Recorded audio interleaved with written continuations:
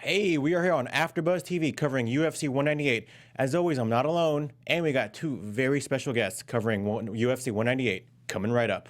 You're tuning into the destination for TV superfan discussion, AfterBuzz TV. And now, let the buzz begin.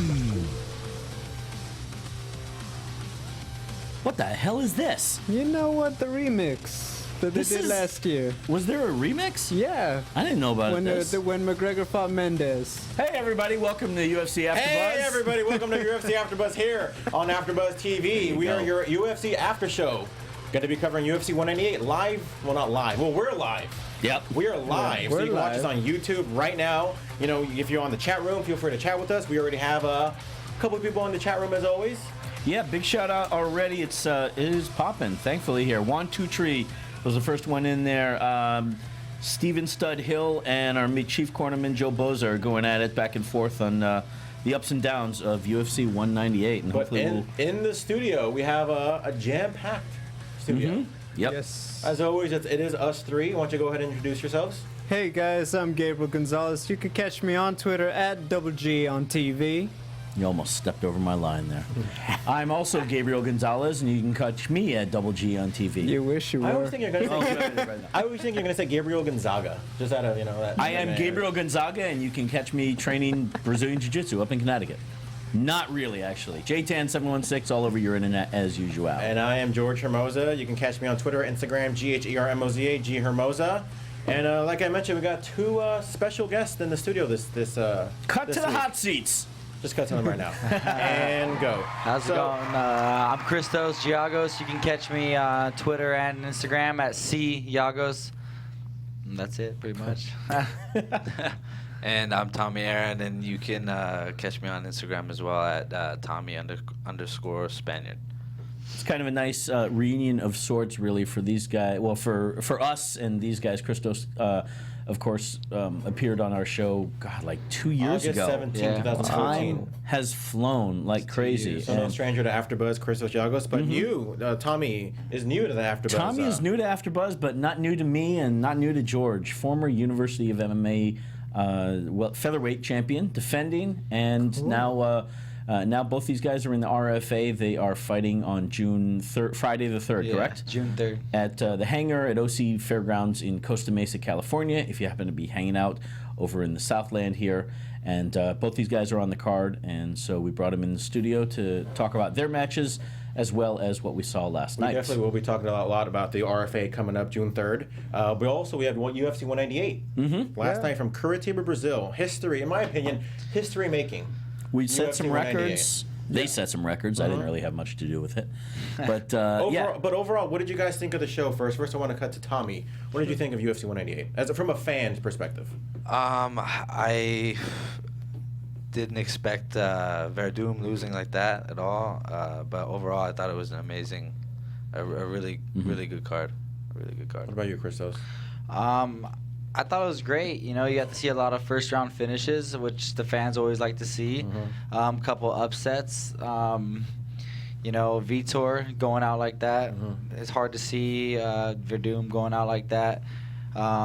Everyone expected Cyborg to do that, so that was cool. But yeah, you know, it's cool to see. And I heard that Yancey fight was. I didn't get to watch it myself. fight. I got to watch it. I heard it was insane. It was so fight of the night. We'll be talking about that. The one fight of the night, and I absolutely definitely got to go back and watch that fight. But what did you think of the card, Gabriel? You know what? I loved it. What's fun about those big pay-per-views in Brazil is that for all those guys, you know, fighting at home, it's like their World Cup, Super Bowl, Olympics all rolled into one, and they treat it like that. You know, they're willing to go out on their sword when they fight in front of their home fans, and I think that makes for an exciting card, and this one didn't disappoint. It did have a different dynamic because it's not their first time being in Brazil, but definitely first time with this crowd, 45,000 people jam-packed to that Curitiba stadium. What about you, Jay? What did you think? Was it the first? I think it was the first time in Curitiba, right? But I'm saying like first time with that many people. Right. Usually they run. But also in that, I believe, in that city, which of course is known for being home to the famous Shoot Box Academy, which, you know, that's something unto itself. That's kind of like, I mean, that's practically a Brazilian version of having a fight eventually at Madison Square Garden. You know, it was one of those you got Vegas, you got maybe Atlantic City, but more Madison Square Garden. But for Brazil, or in Japan, let's talk about Saitama Super Arena. But for Brazil, Curitiba, maybe not the biggest city in Brazil, but that lineage, that home of shootbox, that's a special place. And so many of the big names that are from there: Anderson Silva, Shogun, Chris Cyborg, Ninja, Vanderlei Silva. Exactly. So many of the big names Samurai that we're familiar Silva, with. Yeah. Assassin Silva, Ronin Silva. Now, as always, J-Tan, There if you was want Cyborg. to, No, there actually is Cyborg Silva. If you want to go down the card, as always, It was Break it down, Jay. Indeed, a good night for Brazil, for the most part, across the board. Of course, Stipe Miocic upsetting Fabricio Werdum, winning the UFC heavyweight title with first-round KO. Below that, in the co-main event, Ronaldo Jacare Souza defeating Vitor Belfort in the first round TKO punches. Cyborg, Christina Cyborg, now Justino, not Santos, defeating Leslie Smith, also with TKO in the first. That was 140-pound catchweight. And, of course, Cyborg's debut in the UFC. We'll see what happens after that. Rounding out the main card was Mauricio Shogun Rua defeating Corey Anderson by split decision. There's some fodder for conversation there. And Brian Barberena, most well-known recently for upsetting Sage Northcutt, defeating Warley Alves, who I believe is previously undefeated. That was a unanimous decision, 29-28 across the board. Below that, the main card... the main event of the preliminary card is worth talking about. Damian Maia versus Matt Brown. That was fun. In a really, nasty, scrappy one. Damian Maia coming out with a submission win, rear naked choke in the third. Thiago Santos at middleweight, knocking out Nate Marquardt in the first. That was fun. Francisco Trinaldo over Yancy Medeiros, that one getting Fight of the Night honors. Fun would be an understatement for that fight. What's that? Fun would be an understatement to describe that fight. Fun? Yeah. I mean, the fight was fun to watch, but it's like I feel like saying fun doesn't do it justice. Just how great, as entertaining. What if I said it was very fun? Yeah, that's right. Very, Funner. very, very, very, Funner. very, very, very, very, very, very fun. It was a barn burner. That too. Plain and simple. John Lineker over Rob Font at bantamweight in unanimous decision. Really? Oh, I'm And- sorry. Somebody Keep didn't going. study. I'm sorry. The Fight Pass main event, Antonio Rogerio Little Nog Silva. Looking sharp Nogueira, that pardon me. night. I know better than this. Defeating Patrick Cummings TKO in the first. Sergio Moraes over Luan Chagas, who was a last-minute replacement, and Hanato Moicano over Zubaira Tukhov. I'm going with that. Yeah. That Tukhov. Rosetta Stone is paying off, Jay. Right? Yep. Now, re-up the you started subscription. off by talking about the main event and saying an upset. Does everybody in the room agree? And let's go to you guys. Is that an upset in Stipe defeating Werdum? I think on paper, yeah, and on a lot of fans, because I feel like Verdum's way more, I would say, like famous in the sense of like the average eye, people who watch normally. But And also what he's accomplished in his career. Yeah. but I mean, as far as like the stand-up game goes, I do think Miocic is just better. And if it got onto the ground, I think it would have gone differently. But you got to take the fight there. Yeah. Man, that was a tough fight to watch. Yeah, just Let me ask, do you guys, the both of you guys, train at Black House MMA, which obviously has its Brazilian ties. King's MMA, just down the road, a stone's throw, also Brazilian ties. Master Rafael Cordeiro there. Do you guys, as fighters, is there kind of a feeling of, what do you want to call it, that the camaraderie of these fighters from the SoCal, especially ones that train at Brazilian gyms, versus the rest of the world, the rest, fighters from other regions. Do you guys feel that? Because you don't necessarily train with Werdum and Master Rafael directly, correct? No, I've never been to King's personally. He has. But yeah, we both have a lot of Brazilian friends that fight with us. I've got the pleasure of fighting in Brazil, so Yeah. Always seeing fights in Brazil is always cool to watch. I tend to vote for Brazilians often, so I'm a big Anderson fan, and I was upset he didn't get the fight on the card. So Yeah, I was a too. That bummer. was very Yeah, I was disappointing. really looking that forward would to have that made one. it even more epic night. yeah. yeah, that's a serious issue though. Gallbladder. Yeah, you don't mess around with that one, right? don't. Especially Uriah Hall and them spinning kicks. You don't want that landing in the wrong spot. And you gotta think Anderson did everything he could to be on that card because what was it, a week, 2 weeks out that he pulled out? I think like a week, yeah. Yeah, so he was probably saying, "Hey, this is my hometown crowd. I'm gonna be there." So it had to be serious. Yeah. Oh yeah. Now, were you guys disappointed maybe in how the fight went? I know I was, and I'm a big Werdum fan, and I'm always curious to see what he can do on the ground. So when I see him try to stand up with Stipe, I'm like, come on, dude, what are you doing? It kind of reminded me a lot of like Velasquez Dos Santos the first time, where like he was standing up with Dos Santos. It's like, dude, your strength is wrestling. And what are you doing standing up with him? I kind of thought the same thing. Like, I think he got like an early punch in. And like, all right, I think I can stand up with this guy. He kind of kept going. Obviously, he got caught. I mean, what were you guys thinking during the fight? I was during the second viewing, or the first viewing. I was really surprised. It was another one of those oh shit moments for me, similar to Nate and Connor, Holly and Rhonda. That's what I love about the sport. I mean, honestly, I remember last week I was really kind of iffy. I didn't really give a definitive answer on a prediction, and I know my heart was wanting to see Stipe win because I like fresh faces coming up, establishing themselves, getting titles. That's really one of the only ways that you, in this sport, that you can really establish yourself is having a belt, and having a belt at a high level like this. And I think Stipe is super marketable. I did kind of, conventionally speaking, I was leaning towards Werdum, expecting him to win and defend, but obviously that didn't happen.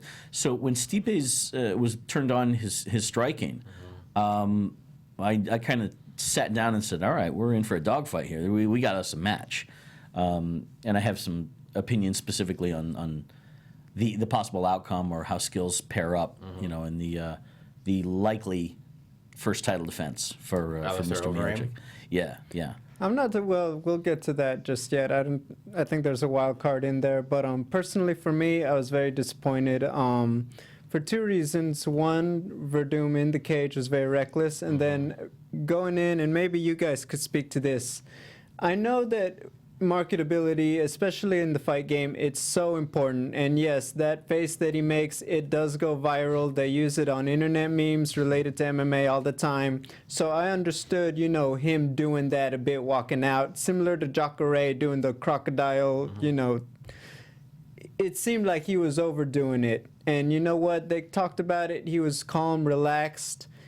I would have given him a pass if he had been focused in the cage. I felt like he said it perfectly. Too reckless. We know Werdum is way better than that. And instead, he's chasing Miocic. He didn't even have him hurt. If he had rocked Miocic, if he had seen a good shot, the head, the eyes roll back, I would have given him a pass. No, he just really felt like he could just mow him down, and that really was his downfall. Similar, if you guys remember, to the fight Miguel Torres, Brian Bowles in the WEC. Miguel Torres was the man, seen as more versatile. Brian Bowles coming up. One shot coming in at the wrong time, and it changed everything. And really for Werdum, we've seen that guy display so many great striking skills, grappling. Submission skills. And he fought such a reckless fight, and I don't know why. I think maybe the crowd think it was the got smile, to him. though. I don't think it was the Joker face that threw him off. I'll take issue with that. He was chasing Stipe, towards the second half of that round. For me, too much. But he got caught. It is weird that I don't know that he went in unfocused, but clearly got caught up into Stipe's trap there. Oh no, definitely. Full credit to Stipe Miocic. You have a guy coming in, his defense is down. When you have hands like his, you better connect on that chin. So credit to him. He did what he had to. He stopped that fight, and second championship for Cleveland. This is the first. I think the Cavaliers are gonna beat the Warriors in an upset. Hey, Christos, I know we can fight about it outside, but no. Yeah, do that. That's a really good idea. Yeah. Fight with him over a basketball tournament. Yeah, that'll be ratings. You guys know you want to see it. You don't want to see us. You don't want to see us. You don't worry about it. Full. Snapchat, Double G on TV. I thought Ricky Vaughn. Glagos versus Gonzalez catchweight bout. I thought Ricky Vaughn took the Indians to the. Tommy, World can Series you're licensed to referee, I have right? no idea who you're talking nobody about. get that Joe. reference. Yeah, I can do it. Perfect. I'll take that Real Spider-Man quickly, cap. No. Completely separate and unrelated. I'm going to eat crow here. Joe Boza called me out, and he is correct. Sergio Moraes and Luan Chagas was a split draw. I think I was reading my notes way too fast. I do remember watching that and having some issues with that one as well. But at any rate, Joe Boza, chief cornerman. That's why we got him there for that role. So, what are we talking about here? Where do we go from here? Is it the automatic? Co-main? No. you wanna talk As far about as the what's next? I mean, next steps for obviously, Stipe? we just talked about last week about that heavyweight division, how stacked it is. Mm-hmm. Is Alistair Overeem the automatic #1 contender, or do we put Fabricio in there? What do you guys think? I think Alistair deserves Yeah. a shot. Yeah. I don't think Werdum should get a rematch just because he's never defended it. Yeah. So I think next up, Alistair for sure. He's been making a statement. He's been looking better than ever. So I say give him a chance. I'm in favor of things like that. Guys that have been, burning the candle at both ends. Jacare, is another case in point. Guys that have been there chomping at the bit and proving themselves over and over again. We all have our issues with rematches, and clearly most of the MMA community and fans are getting a little bit tired of it. I don't think we should have necessarily gone down that road to begin with to the extent that we did, but we have. But in the case, you're exactly right. Werdum has, for all the great things that he's done, he tapped out Fedor. He Choked out Kane. choked out Kane. Thank you. Yeah. I don't think. I think it's the legacy of defending the title that defines whether you get an automatic rematch or not, or if it was a great close one like a Condit Lawler. Yeah. Or that's Frankie not. Edgar, Gray Maynard. Yeah, I that's feel not the like. case here. And I think just putting on my promoter's hat in general, I would think that the best thing in general is you have to keep feeding the beast. The beast being the fans. The new blood needs to get their shot continually. And so that's to that end why I was happy that Stipe is now champion. It's a new face, It's not like we're not going to get behind Werdum when he comes back. Werdum is not over the hill or done. He can earn a title shot, but now you have more guys in there as opposed to the trio that we were stuck with for a couple of years. Not even. It was just Kane and Jr. for the longest Kane and time. Jr. Yes, Kane yeah. and Jr. Well, they were beating everybody else. Yeah. You got to give them credit. Just like, Go ahead. I would agree that Alistair Overeem, he is right there. I did say I had a wild card. Let's say in the event we have Cain Velasquez, Travis Brown coming up. Let's say we see Cain come in and destroy Brown the same way Jacare got Belfort tonight. I feel like that could potentially put Cain there, but we have to take a few things into account. Timing, health. You don't know, hey, Stipe, he looks like he could fight today. We don't know anything about how he's feeling. We don't know where they're at. We don't know about Overeem, if something comes up in training. We don't know if, when Cain win or lose, or Travis Brown, whoever they put in there. So it really comes down to timing. It's not just the rankings. I think on paper, he's looked like a beast, so I wouldn't be surprised to see him next. But who deserves it more? If Cain fights tomorrow and he wins in 3 seconds and he's clear, he's fine, everybody's healthy, in that trio, who deserves it? You gonna give it to Cain? I think if Cain comes in just because he's been a bigger star longer, What does that have to do with deserving a title shot? you know what? It's all about the promotional machine. No, it's not.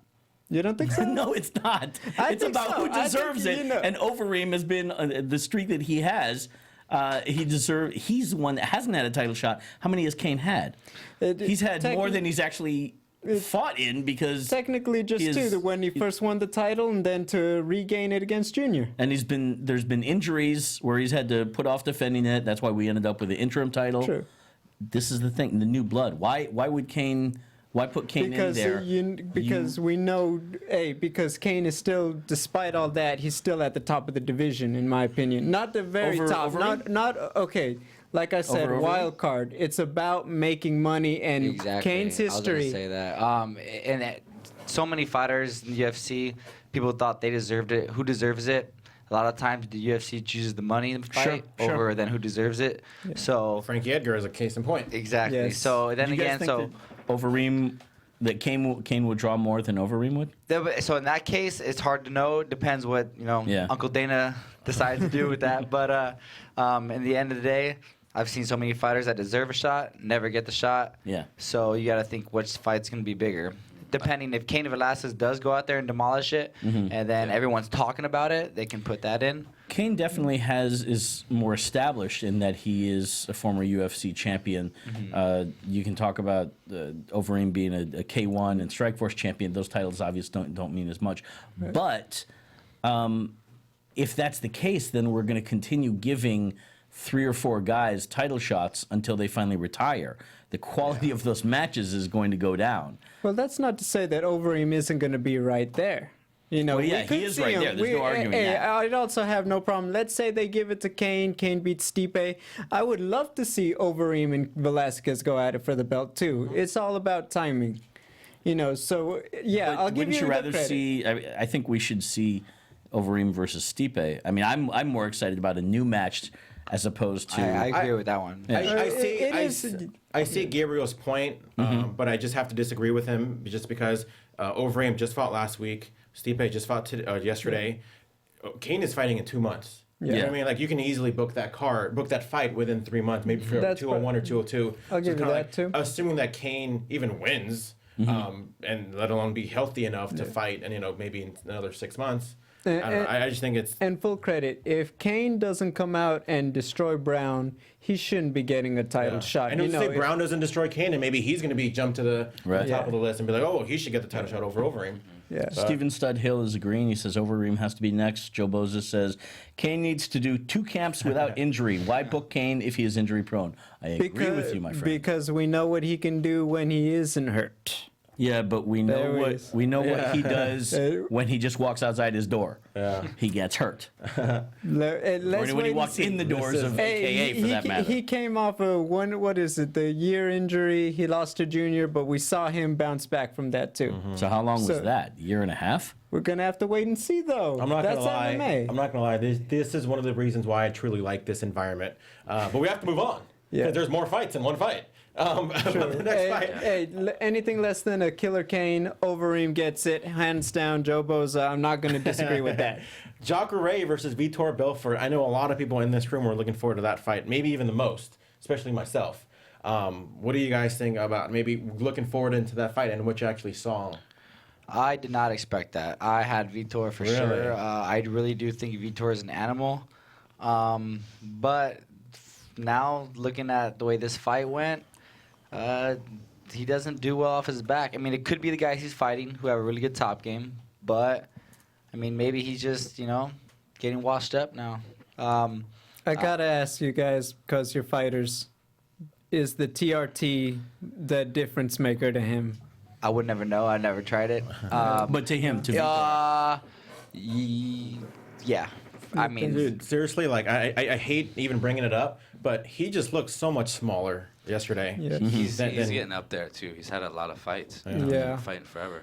And the flip 19 side, years old. Shit. yeah, right. Yeah, he's a monster and he trains hard too. Also, is that once you're on stuff, whether it's a TRT or any kind of other hormone supplement, when you come off it, that affects your body as well. Yes. You rip off the seal proverbially as well as literally, depending on what it comes in. You do have to be careful about how you cycle off or what you do, what you put into your body afterwards, so that you're able to maintain it and your body doesn't crash, internally with biochemistry. Not that I am a chemist or anything like that, but that does. Really? That's an issue afterwards when once you're off of that stuff. Yeah, but Jacare looked good as well as always, and he's coming close to, I feel like, getting a title shot himself. I think he's a next. monster. I'd like to see that. I think he's next. There's a lot of history with Rockhold and Jacare. I gotta say, I'm personally picking Rockhold to take the rematch over Weidman. I agree. And I agree. in a rematch, Jacare Rockhold, I'm okay with this one because so much time has passed, and they honestly do look and feel like two different fighters now. So it's not like we're getting that instant replay like a lot of the rematches we're talking 5 about. years is a long time. Yeah, and they look different. I do got to say, unfortunately, Michael Bisping survived getting knocked out by Anderson Silva to lose his title shot. I know he was right there, but I think Jacare he's just looked like a beast last night. I think rumor is maybe Bisping Whitaker, possibly in October, November. So that kind of puts maybe them out of the picture, but definitely a lot. I think Jacare is the most natural number one contender, no matter what happens in that June 4th. October, UFC November. That's a long ways off. And then another thing, once again, health, timing. Who's ready, who's not, who has something happen to them. Jacare and Rockhold have a better history as far as getting hurt than Cain Velasquez as well. Yeah, but let's say Rockhold, Weidman, those are two guys. Just it's easy to predict. Hey, they might hurt each other. Not in the course of competition. That like, hey, they may not be fighting for about 6-7 months if it's a barn burner. Now you guys brought it up briefly. Vitor Belfort, where does he go from here? I think maybe. As a fan, I'm sure we all love to see him fight. Yeah, again, but, get him. Let him fight again. Speaking, Maybe match him up with better, a stylistic match, like someone who's probably gonna try to stand up with them. Let's watch that. And if he wins, retire, put the gloves away. I think he's had a long run. You know what I mean? So. I think it's his time. Because as mentioned, he's been fighting for like 20 years. Is he somebody that you've looked up to, Tommy? I know. Christos really likes Vitor. I mean, I like Vitor too a lot. I didn't grow up watching him as much, but I mean, you see his fights back in the day, and you see how he's progressed in his career, and he's fought hard and he's fought a lot. So. He's just one of those guys, right? He deserves his respect, absolutely. Yeah, he's definitely accomplished a lot in the sport. So I mean, for him to bow out, I mean, nothing but respect for the guy. I mean, obviously he's done a lot for the sport as well. I think there's still a few matches left in him. He's going to be. I always think of Bruno Sammartino. In the '80s, growing up watching pro wrestling, there were the older guard who were still around and still had name value and could still go. Obviously, it's a work, it's not a shoot. But separate to that, what they could do in the cage, in the ring. And so, Pedro Martinez was intercontinental champion at the time. The pitcher? Was it Martinez? No, Morales? Pedro Morales. Thank you. All right, I sit corrected there. But Bruno Sammartino. And my point is that Vitor is now part of that older guard, who still have a few left in them. I'm looking at the Sherdog. He's in his past four matches. It's checkerboard. He's beaten one win, guy, loss, though. win, loss. He's beaten one guy in the fight, and one of those Henderson. guys is twice. Yeah, Henderson. I gotta bring this up. He knocked out He was out. Rockhold. What's that? He knocked out Rockhold. He did knock him Yes. out, but then again, that was TRT Belfort. Yeah. And he was gone in 2014. So that span, you got to take out 1 year in that calculation. What But I gotta say, I don't though, think that. Vitor, I don't think though that he's. I think that there's still a few matches left. I think we're going to see a skid, of three losses in a row before they decide to let Vitor What do you think, go. Gabriel? You know what? With Vitor, it's similar to how we saw Shogun last night. It's not so much gas in the tank. They both look, we've seen Vitor. It's not like he's getting knocked out crazy like Chuck Liddell did toward the end. But what we're talking about, relevancy. Are they still relevant at the top of the division? Or, Shogun, clearly, gas in the tank, yes. But even if Corey Anderson had beaten him, we're not screaming for a title shot for Corey Anderson. Shogun just isn't that guy anymore. Well, that's another case in point there. Yeah. I hate to say gatekeeper, but it kind of is where when you're on the other side of your career, that's where, it's kind of the category that you fall into, for lack of a better phrase. Oh, yeah. For Belfort, like we've said, a lot of respect. He's still going to be a big name draw on cards. But is he the top 3 guy anymore? I'd say no. So, yeah, definitely stylistically his matchup is going to say a lot about where he goes next. But I do see him maybe facing more of the bottom of the top 10 if this is the end of, let's say, top 3 Vitor Belfort. Because also you got Yoel Romero still up there when he comes back. You have Weidman, Rockhold battling it out. So I think as far as Vitor being relevant, his next fight is probably going to be the best indicator, but I would agree that we might have seen the end of Vitor being one of the top contenders. Interesting. Oh yeah, yeah. I don't think we're seeing Yeah. contending for a title anytime soon. Yeah. Yeah. Well, neither will the next fighter, Cyborg. Not for the UFC title, but she's still the Invicta. She may contend for the Invicta She's still the title. Invicta title, or but that defend it rather. This was another one I think a lot of people were looking forward to. I mean, I can maybe safe to say that we all pretty much predicted this outcome in the way that it happened. Exactly. Is it fair to say? Yes. What do you guys think when you guys saw this fight? I thought that was exactly going to happen. Knockout for sure. Now, I mean, Leslie Smith was very upset at the outcome. Right. I don't see that where she was coming from. I mean, I think that She wasn't unconscious, but you know what? Her position and in the context of who we know Cyborg is, I think the ref made the right call. And also, we have to take into account, look what's been going on lately. I mean, there was the Rock Hold Weidman. Some people thought that should have been stopped way early. We also obviously have the Joe Carvalho incident. You know, a lot of refs, they're under a lot of scrutiny. So I can understand in that case in point, err on the side of caution. And also that particular ref, I did my research. He's been known to have a few controversial stoppages. Eduardo So he was probably a little shy about, hey, letting this one go on, especially when you know, hey, you're reffing a Cyborg fight. If this woman connects, don't let that train just keep rolling over this person. Yeah, I didn't think it was necessarily a bad stoppage, but it also you could have given Leslie another chance. She wasn't blatantly out from TV vantage point, at least. She was bulldozed over. I was looking for the finish here.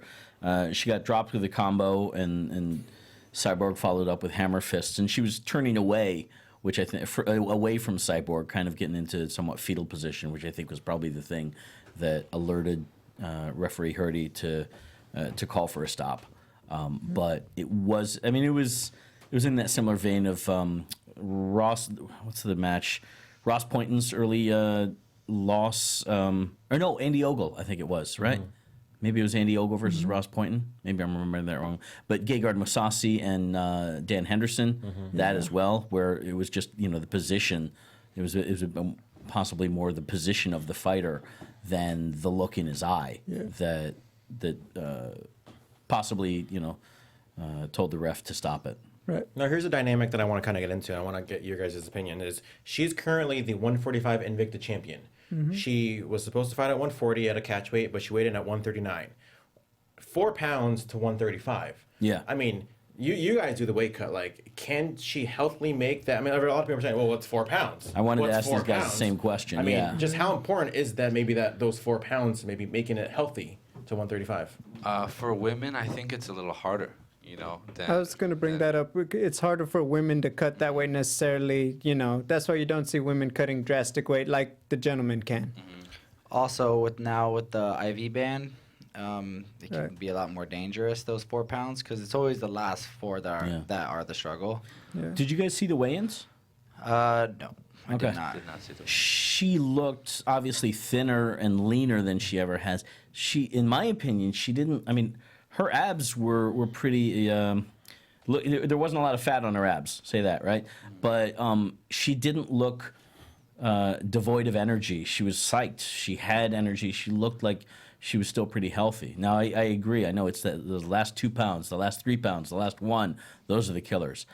But it's fascinating that she had so much energy and made 139. Didn't even need the 1 pound leeway in a post IV ban situation. You know. I think she can do it for sure Yeah. because worst case scenario, lose a little bit of muscle and fight. You know, make a run for that title. Yeah. Definitely get more exposure. So I think she can do it for sure. Yeah, I thought that as well. I thought 4 pounds, given the energy that she has, she probably could. That was the one takeaway I had. The other one was, frankly, at the same time, she looked pretty badass. You know, being able to weigh 139 and the way that she powered through Leslie Smith made me really second guess. Well, I initially would have picked Ronda in that fight, you know, partially because of the weight cut, but also just because of I think, you know, her ability to bully somebody and get them to the ground and stuff. Yeah. But that Cyborg's performance did makes good. me second guess the She's a outcome of that strong match. woman, man. She's a strong woman. Yeah. Look into the future. One of the big things that I think about with Cyborg is we obviously have this big logjam at the top of the 135 women's division, right? So that's going to play itself out. You know, Ronda Rousey's going to come back and she's going to get who's ever at the top. But eventually, when that all plays out, one person is going to be the odd girl out, you know, one similar to Alex Gustafsson. Yeah, great fighter, top name guy, but he's just lost all the top guys. A title shot maybe isn't in his immediate future. I can see one of those top 135 girls, if they know the title isn't there, what's the next biggest fight, you know, for their career? Money fight with Chris Cyborg. Cyborg. I think that's where Katzengano comes in, Yeah. where she might not be at that top echelon of that division, but still relevant. And before we get on that point, I'd like to ask you guys, yeah, we're talking about those last few pounds. Personally, do you think those last few pounds could be what cuts away that really extra power that she just seems to have over all the other women? I don't think so. I think if she does her diet the right way and is disciplined about it, she could make the weight and still have the energy. And also, she could have been playing the poker face. That's what you're supposed to do at weigh-ins. You're not trying to look all dead. You want to seem like you're strong mentally. Of course. So that's probably what she was doing too a little bit. But I mean, if 4 pounds for your dreams, she'll make it happen. Yeah. Was this her first time making less than 45? 45, yeah. So I think mentally, knowing she made 139, going in the next time, she's gonna be like, Probably pretty psyched to yeah, get to she was 35. probably like, okay, maybe it's not as bad as I thought it was gonna be. Right. So I'm down to make 135. Right. She could Okay. do it. Especially what was said last week. I'd love to see her face Jermaine Duranami, To random it. Yeah. Oh yeah, that would be fun. especially with That- the way that she beat up her opponent last week. Joe She's Boza, awesome. Chief Cornerman, is mentioning George Lockhart, attributing him for the successful weight cut. Says George Lockhart is a freaking genius, capital G. The panel at Fox Sports 1 nearly fainted when Chris weighed 139 pounds. DC was speechless. He also mentions, big shout out to our guy for being that research hound that he is. Eduardo Hurdy ref this fight. Should tell you something. Drew Dober versus Leandro Silva. That was the controversial match that he's one. most known for. I fought that night. Yeah? I was on the Brazil. You were on fight that one? night, yeah. Yeah. He stopped Drew early back in November, and Drew didn't tap. You remember any of the buzz? Yeah, at I was night? actually talking to Drew. Uh-huh. Yeah, he was because he was in half guard, and there's no way you can get a submission from that position. And there wasn't an actual... He didn't actually tap, did he? No, he at all. Right. And there's a big controversial, and I actually heard a funny story that Dana called Drew in the office. You know what I mean? And he was like, "What the f are you doing? Tap into a guillotine in half guard, right?" And Drew was like, "No, I didn't do it." And he was like, "No, I'm just messing with you." And they jacked up. he still gave him the win bonus for Yeah. that and everything because it was a bad call. And That's legit. pretty sure, and it was actually, I think, because I was talking to John McCarthy after my fight because I won by submission, and my dude was tapping. He tapped once, he didn't call it. He tapped again, he didn't call it. Then he tapped 3 times, then he called my fight, and the guy almost passed out. And then John McCarthy said he gave him shit for that fight. Be like, dude, if he's in trouble and you see him tap, you do something about it. So Wait, who gave who shit? John McCarthy gave the referee. Give Eduardo Hurdy. Yeah. Oh, okay. And then, so I think in that Drew Dober fight, he was he was like probably nervous and like thought he was in trouble and just called the fight because it was like a couple fights after mine. And that's my theory, but because John McCarthy had told me about that, and Right. because we were talking about it, and it was crazy. That was a crazy stoppage. Yeah. Well, that's name to be aware of. We have a couple more fights to get to, and we still want to talk to these guys. So I really want to cover Shogun versus Corey Anderson. We kind of mentioned it earlier on. I mean, not much to talk about. I mean, did you guys agree with the decision? I did. I don't remember. How did I score it? Shogun.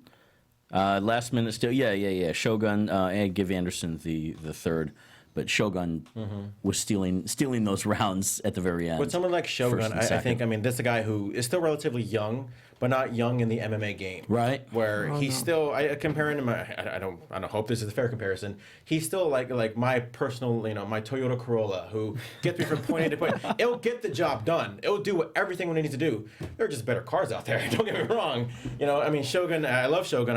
Obviously 2005 Shogun is probably my favorite fighter of all time. I was gonna say he once was a Ferrari, right? Yeah, absolutely. Fair to say. 2005 Shogun, but yeah, I mean, did you guys agree with the decision? Shogun and Anderson?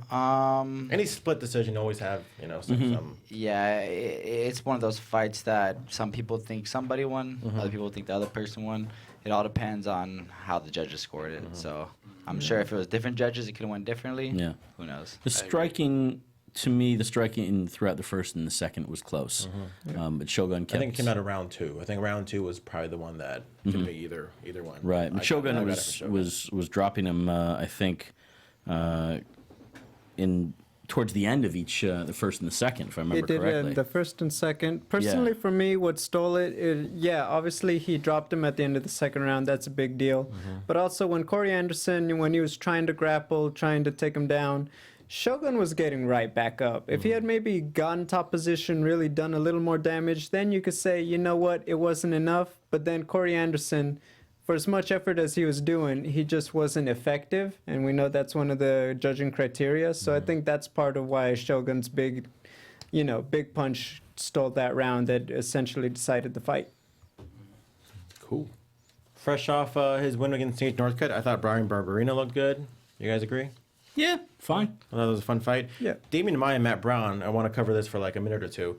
This just another jiu-jitsu clinic from Damian Maia. I mean, this guy is just...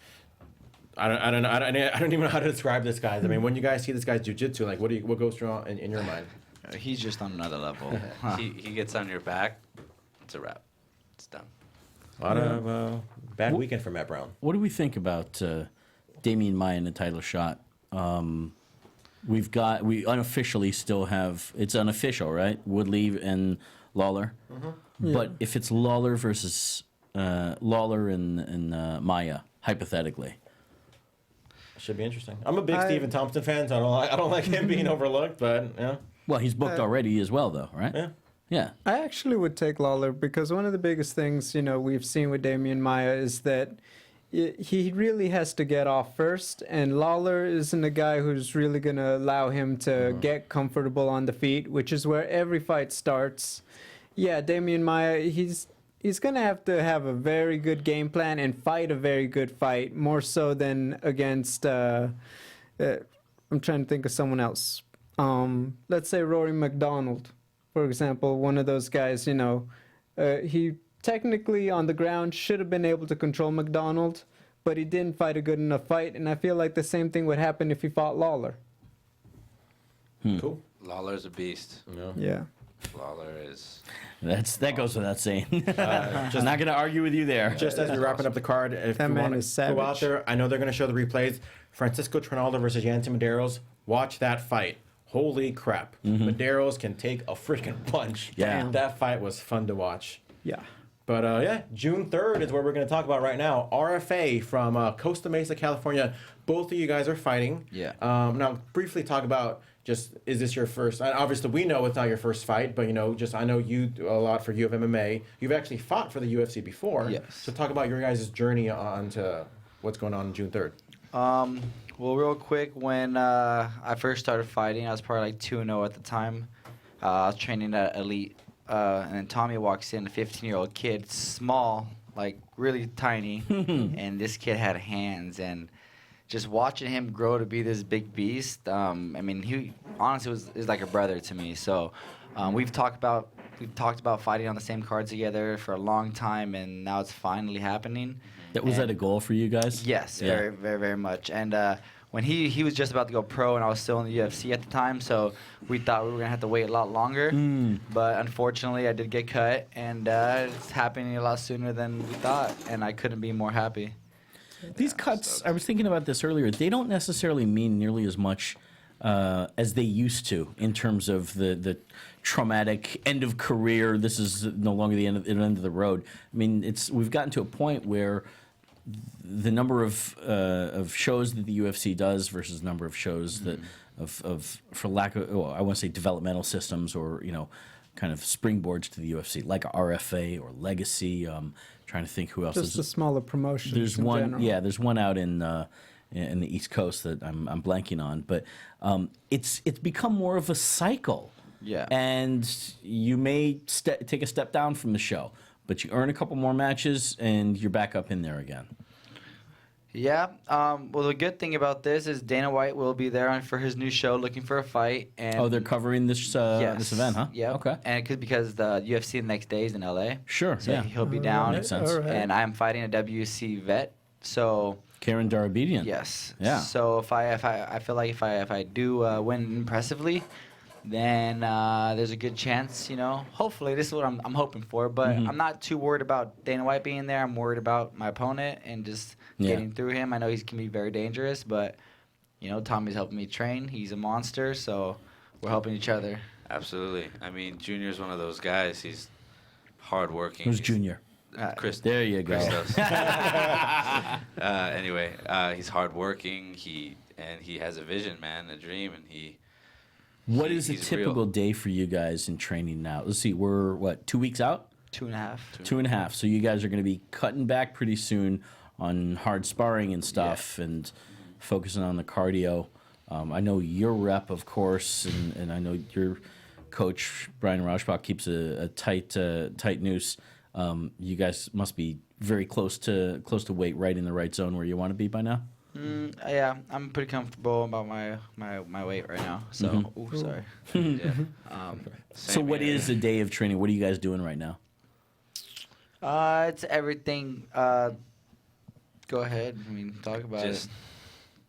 training like we're coming to make a statement. You guys are at Black House in the mornings. Yeah. And So we'll do Black House Monday, Wednesday, and then we spar Friday. And then every time me and Tommy get around in, it's his car. He don't get tired. He does not get tired. Let me tell you. He's a guy that can push from the beginning of the 5-minute round till the very last 5 seconds of the round. His tempo doesn't slow down at all. He's definitely a monster. And then we'll go to the track. We'll do some sprints, hard sprints, and this kid is fast, and he's probably one of the most guys that motivate me the most. Just watching him go. what percentage right now, 2.5 weeks out, what percentage are you cardio versus drilling? And I'm gonna put drilling and sparring in there together, but maybe they're not. Maybe it's 1/3, 1/3, 1/3, or how do you guys break it up typically?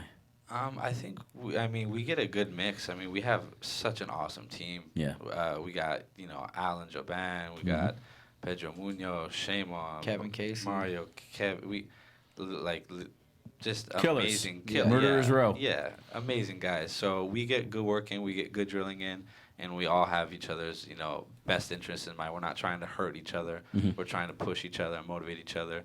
And we train hard. We train like how you're supposed to train. But at this point, anything we drill is probably something that we know already. It's not like we're trying to learn new things 2 weeks out, because when you're in there, it's you forget a lot, and you basically go on instinct of what you just naturally know. So I'll just drill all the stuff that I know already. I'm not going to go try any new things I learned tomorrow. If I learn something tomorrow, it doesn't matter how many times I drill it till my fight. Most likely won't try it in the fight until I feel most comfortable. So you basically just drill the stuff train super hard, train your cardio, and Is it now 50-50, would you say, or I would say that it was more intense than anything now. Yeah. For the next week. Okay. Maybe the last week's a lot of drilling and just sharpening your tools. when does learning new material, when's the best time for that to be? Off training. Off training. Yeah. Out of camp, we never stop. I mean, we're in a perpetual state of staying ready, and I know he's hungry. A lot of the guys, we're all hungry guys, and we're always trying to improve our skills and tweak little things and make minor adjustments to improve, the scrambling, our cardio, our fitness, our mindset. It never ends, man. We're coming after it hard. The last time that you were here, a couple of years ago, I recently checked out the episode again, and I remember we were talking about you very much like to study your opponent and know his background and everything. Tommy, you're fighting a guy that's relative newcomer, certainly to the SoCal area and to the fight game. 2-1. His name is Luke. I want to get his name right here. Faltersack? Luke Faltersack. Yeah. 2-1. Looks like he's had some matches around here, but originally from the Midwest or so. You've got a different philosophy when it comes to knowing opponents. I mean, for sure. I watched a couple fights, and I mean, I'm not too worried about. I honestly feel like I'll fight anybody, anytime. I'm a hungry guy, and Right. It DGAF, right? Yeah, it all. I mean, we'll find out when we step in the cage, and I mean, for sure, if you're fighting for RFA and you're fighting at a professional level, you're a tough guy. Mm-hmm. You know, so and I'm sure it's gonna be fireworks. So for you, it's more about, you know what, I worry about what I'm gonna do. Don't worry about what he's gonna do, and I know it's gonna work out like that. That's how training goes. I'm very confident. I do my thing, and I prepare so that I'm confident. Now, real quick, I know you know what it's like to be in the UFC, even fighting in Brazil, you know, and I know you'll get back there soon. What would it mean for you, Tommy, to eventually fight in the UFC? I mean, it's my dream since I was a little kid. My whole life, man. Like I left my family. I left where I was living, my home, my friends. I sacrificed everything, you know, when I was 15 to come here to pursue this, and I'm not letting anything get in my way. And Definitely a lot of high. Anybody who's been to a U of MMA show know what it's like to see Tommy Aaron fight at a high level. Obviously, you know very well. I mean, main evented a couple of your shows. You know, definitely. You know, And they're out there on something to look YouTube out for. too. It's not difficult to find footage of our boy Tommy here, out youtube.com/U of MMA. All five fights, I believe, right? yes, 5. Yeah, all 5 fights are there. So enjoy the ride. So my big question, when's this fight gonna happen between Tommy and Chris? No, just kidding. It happens every Monday, Wednesday, Friday. This isn't John Jones, Daniel Cormier. You guys are sticking together as a team, right? Oh yeah, and Absolutely. plus we're in different weight classes too. So You can make that weight. No, I'm just kidding. no, this kid's like my brother. I wouldn't fight him for. I mean, Not enough. You fight him yeah. for practice. yeah, I'm fighting for practice. Yeah, I wouldn't want to have to do that. I love this kid way too much. He's a monster, and I see this kid. I'll tell you right now, Dana White's gonna watch him. Yeah. Guarantee you, it's gonna spark an interest in his eye. Hey, you guys are the fight he's looking for. Yeah, you know, for both of you sure. guys are gonna bring it. Hey, best of luck to you Thank guys. you. That's Thank gonna you be so much. awesome. Once that happens, 100% another invite for you guys to hear on AfterBuzz TV. Okay. You know, obviously when you guys get signed up again or for the first time, you know, we'd love to have you back. RFA 38, Resurrection Fighting Alliance in Costa Mesa, California. Briefly, you know, talk about maybe what are you guys going to do? What are you guys looking forward to? What's going to happen Friday night, June 3rd, 2016. Friday night, June 3rd, you're gonna see some fireworks. I'm Greek 100%. I'm actually fighting an Armenian. They got some histories and Oh, culture. shucks. So he definitely sells a lot of tickets. I sell a lot of tickets. So it's gonna be loud. It may not be the main event, but it's gonna sound like the main event. I can promise you that. And especially this guy sells a gang of tickets too. So. Mm-hmm. Oh, I know that. yeah, you personally know Papa that J knows firsthand. that. So. It's gonna be a good night, man. Like I feel like going in there, I'm fighting. Albert Morales is fighting on the card too, and I mean he's a buddy, and he's fighting another good friend of ours, Mario, teammate. Yeah, Mario. So that's a crazy matchup. I mean this whole card is crazy, and if you're an MMA fan in Los Angeles, in California.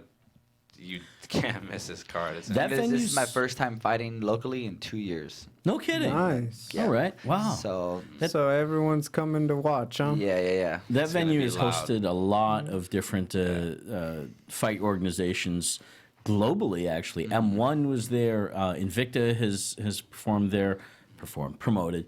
RFA, this is not going to be their first time there. There's been quite a few guys at that venue. Yeah, it's gonna be a night to remember for sure. And going in there, you're gonna have to shoot us. Well, except, go ahead. No, I was just saying we don't stop. What's the victory meal going to be for you guys? What are you guys holding out for? You go first. Burgers. Yeah? I love me some burgers. Yeah. Okay. Burgers and onion rings. That's my thing. In and Out or Five Guys? I don't know. It doesn't matter as long as they have as long as they have onion rings. Okay. So as far as burger goes, Well, that cuts out both of them then. yeah, maybe Ooh. some islands. I like islands. I was gonna say islands, or I don't want you going down all the way down to Burger King. No, That's- no way. Then again, they are sponsoring the UFC. No, Burger doesn't King? matter. Really? No, I don't like fast food. But I mean, it tastes good, obviously. But I prefer not to eat it. I'd rather have a nice quality burger. So. So before we go, I noticed No, Tommy. I want to know what Tommy's what's your eating. victory? Oh, yeah, man. go ahead.